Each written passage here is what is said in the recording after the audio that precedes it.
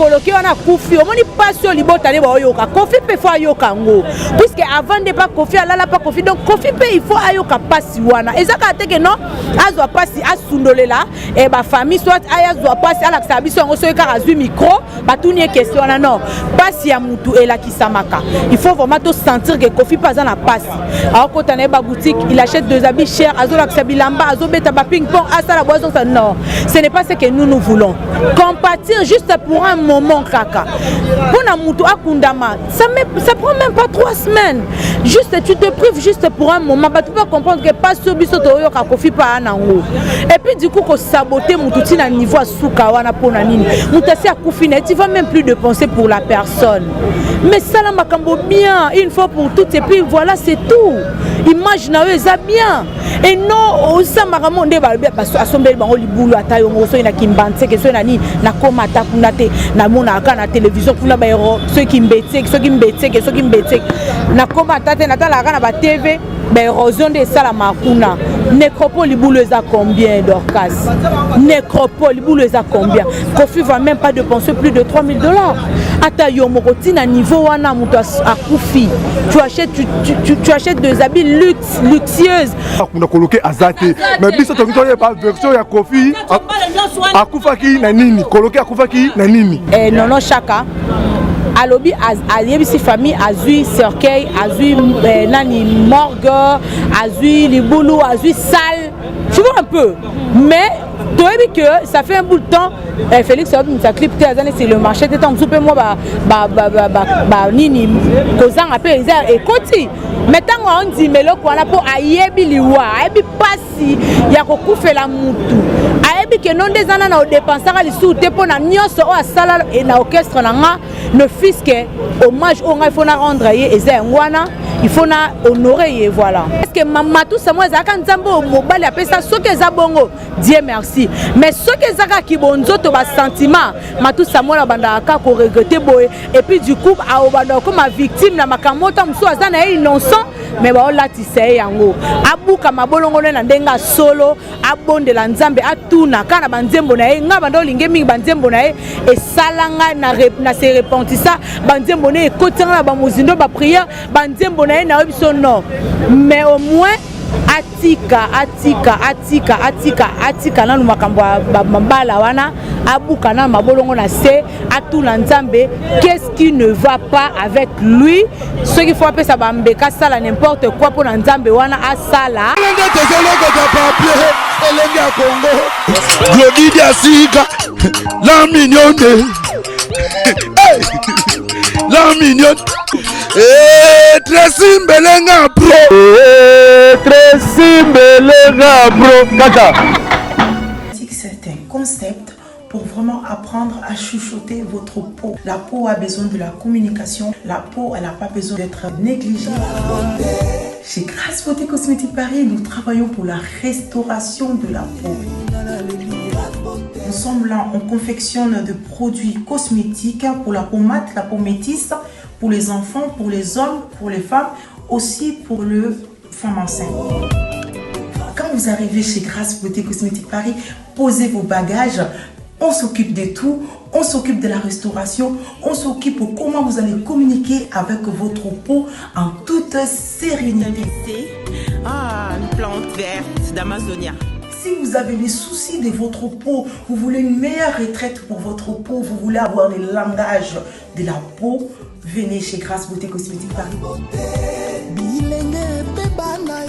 N'hésitez pas, contactez-nous sur notre WhatsApp au 0033 6 23 22 73. Toute l'équipe Grasse Beauté sera à votre service. Allô? Ngaya wa santé eza misunga? Ah! Hey, okatelinga lingala pona santé mwana. Mon fils, pour ma santé, misunga? Ah! Okatelinga lingala. Bandeko, misunga ezali kokatela mutulingala te. Ezali mutuelle de santé. Oyo epesameli na batu nyonso. Employé to non employé, mutu nyonso oyo akoki kaka contribuer na mbongo mukie na fin du mois pour ete mokolo akobela misunga ezwa soin na ye na bahôpitaux nyonso ya minene ya République démocratique du Congo. Soki maladi na yo bakoki kotraite yango awa na Congo te, misunga akozwa charge na yo okende kozwa soin na bamboka lokola Afrique du Sud, Turquie, Suède, Russie, to Inde. Kala mingi te na bamboka misusu. Soki mutu oyo misunga ezwaki charge na ye mpo na basoin, Nzambe akamati molimo na ye, misunga akosokipe na mort na corbillard. Ata bandeko bazali libanda bakoki koadere bandeko na bango awa na Congo po ete bazwaka soin awa na mbongo bango bazali kofuta. Na misunga, ta santé c'est ta vie. Nzambe tolobate bilokoboye tolobate Nzambe yo otani ozolula ya bato yayo bakoki kokoma bongo na pomade awa toza ngai mwasi na ngai mpe okuma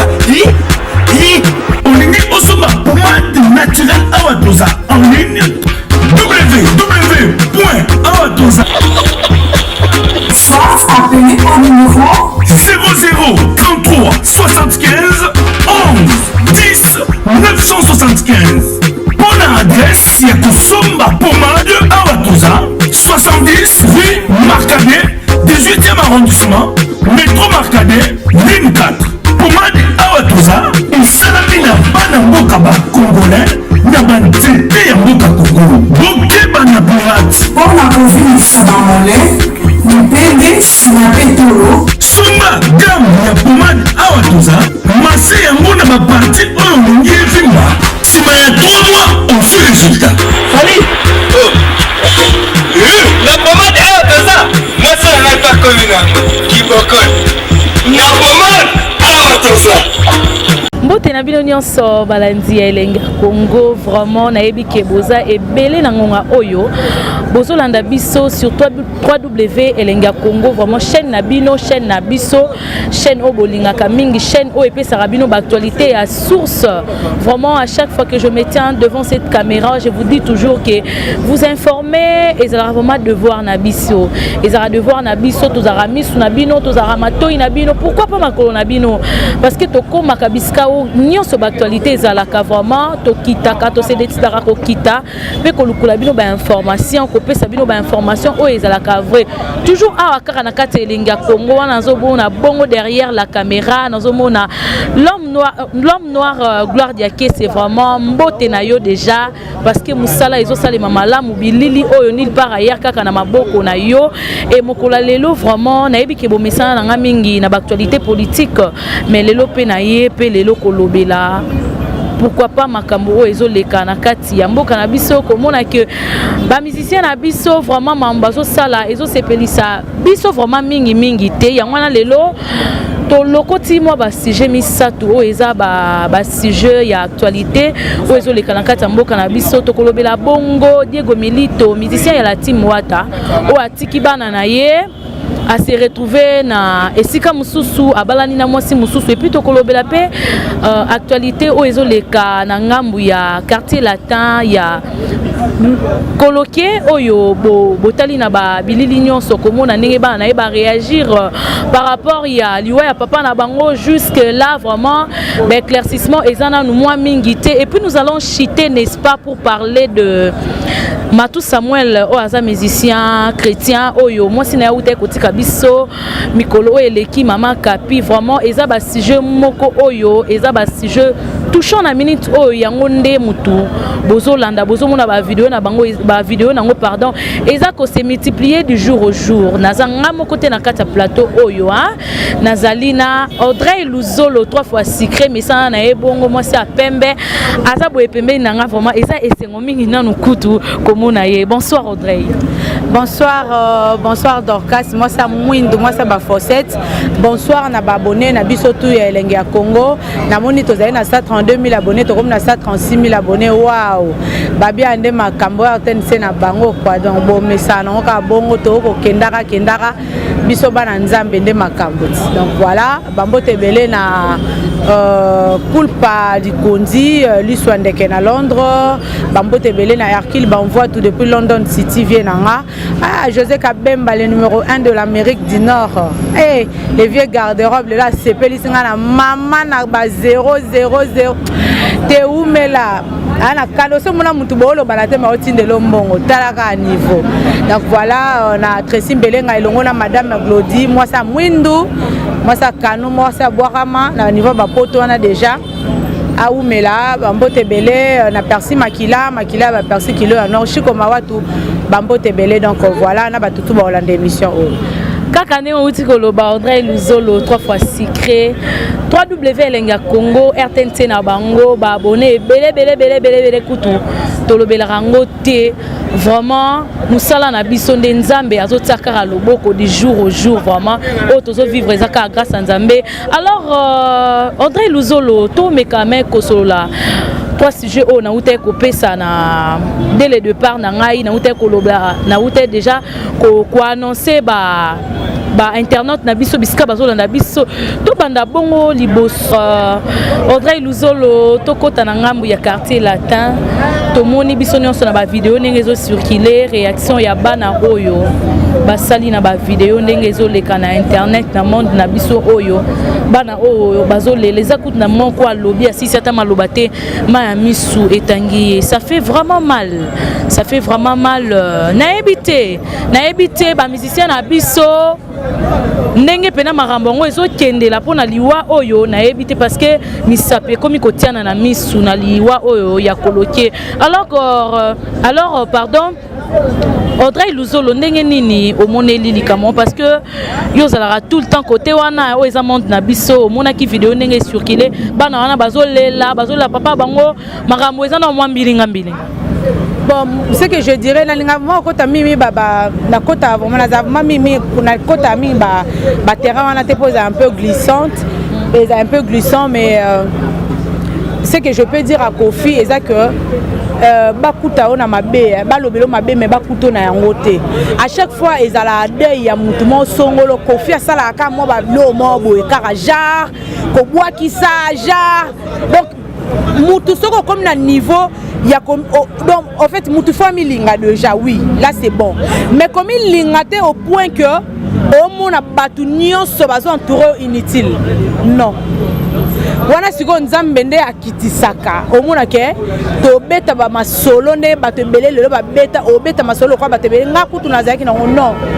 nzambe mutapesi kolingate ko son orgueil nango à un point que comme chasse ko bato mal à l'aise. Donc famille wana ba perdre papa na bango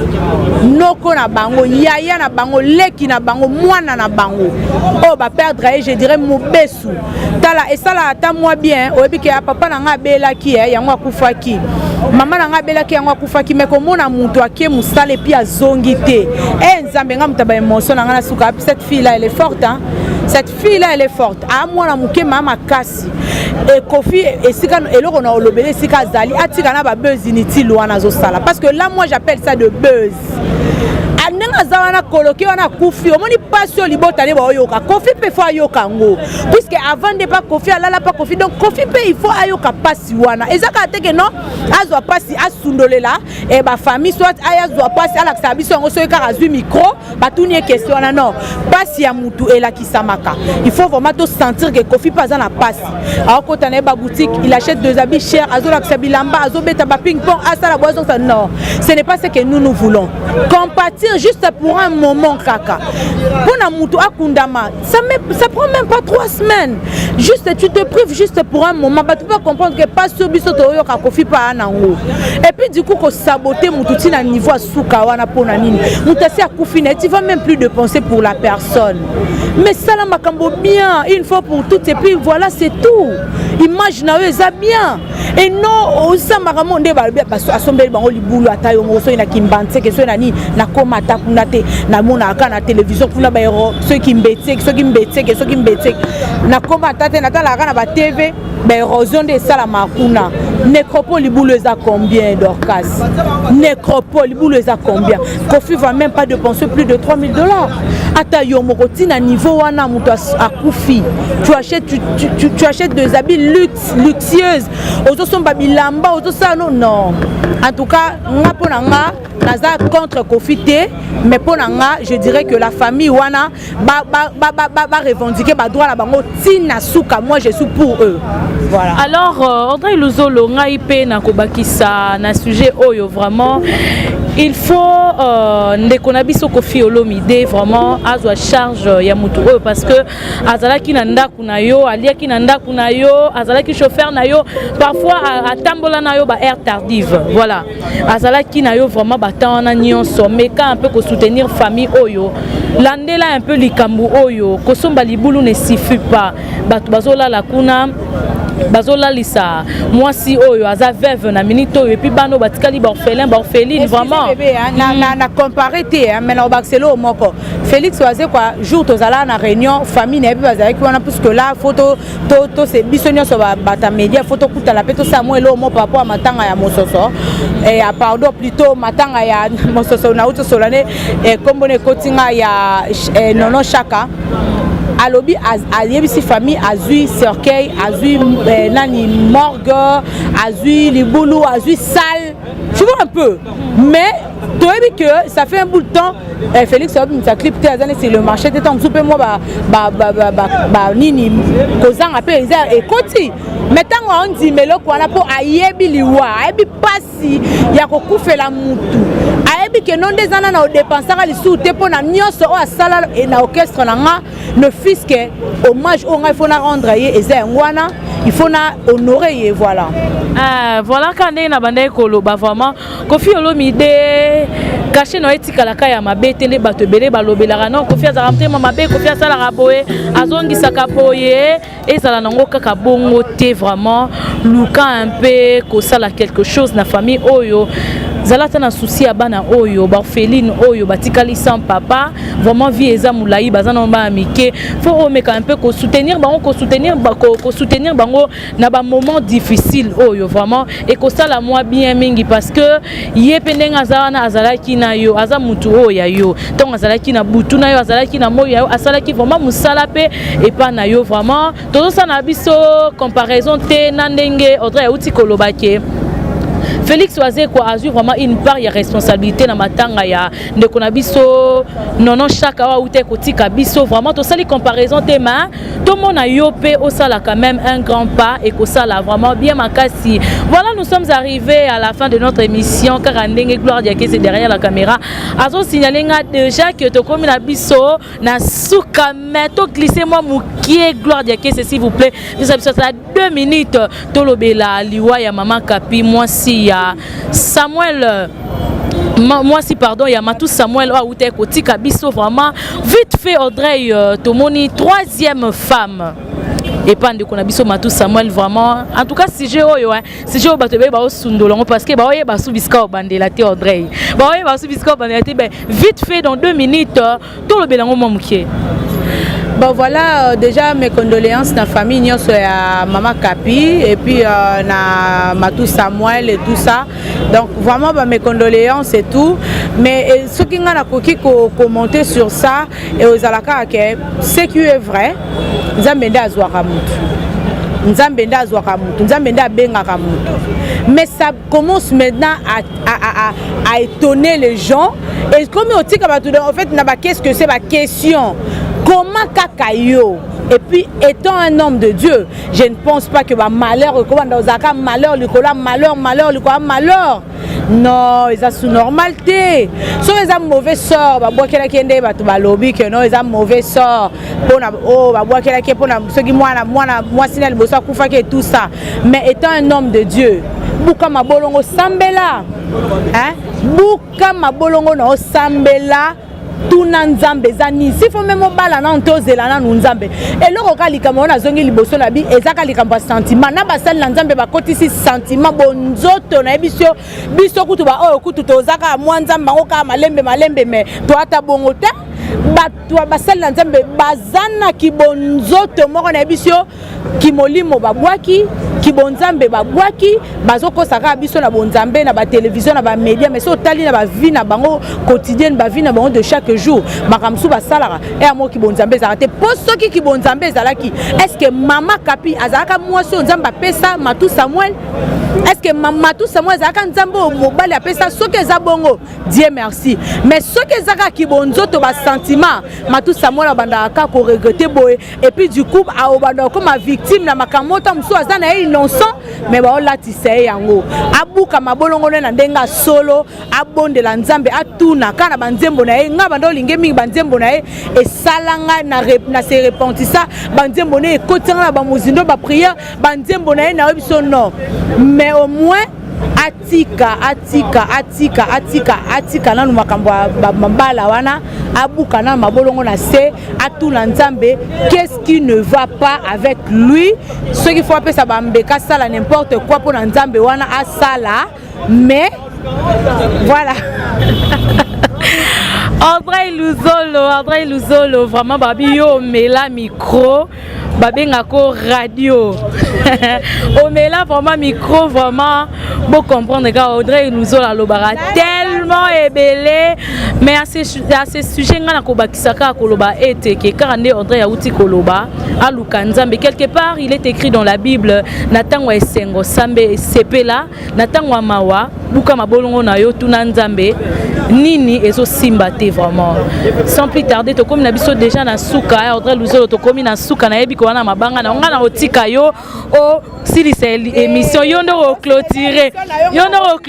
vraiment merci na bino nyonso balandi elenga Congo vraiment boza tellement ébélé que je ne t'aurais pas cité mais na pesi bino ka bambote bisika nyonso bozali bino bato bokomela ka biso surtout nga bino bato bokomela ngai ba encouragement na bino hein moi ba mike na bino ekotaka vraiment on appelle ça la moi bien et ça la biso to za bien to sepelaka pe to za toujours na courage ya ko telemaka liboso caméra o ya ko simba sous micro oyo pona ko panza sango parce que biso to benga mika ba pandi sango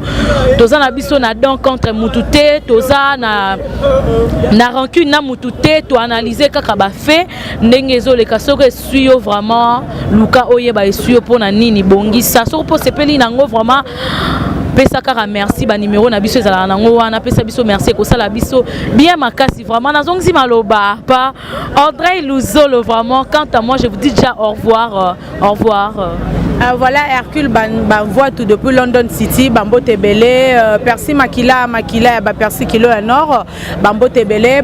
na Rodrigue Matadi Mastanangai Chiko Mawatu ma grande sœur chérie Refram na douce BM Sylvine Tumba Motema Marcel Mazamba Clarisse Massevo Motema Jérémie à partir aux États-Unis ma grande sœur chérie Gracelane Viboudou Lupena petite sœur na muta Simba moi Sultana Yesu Bambo Tebele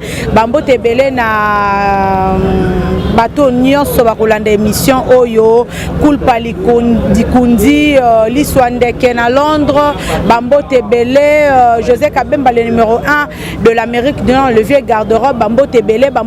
na Pélagie ma grande sœur chérie Gisèle Vumbi Bambo Tebele bisous bye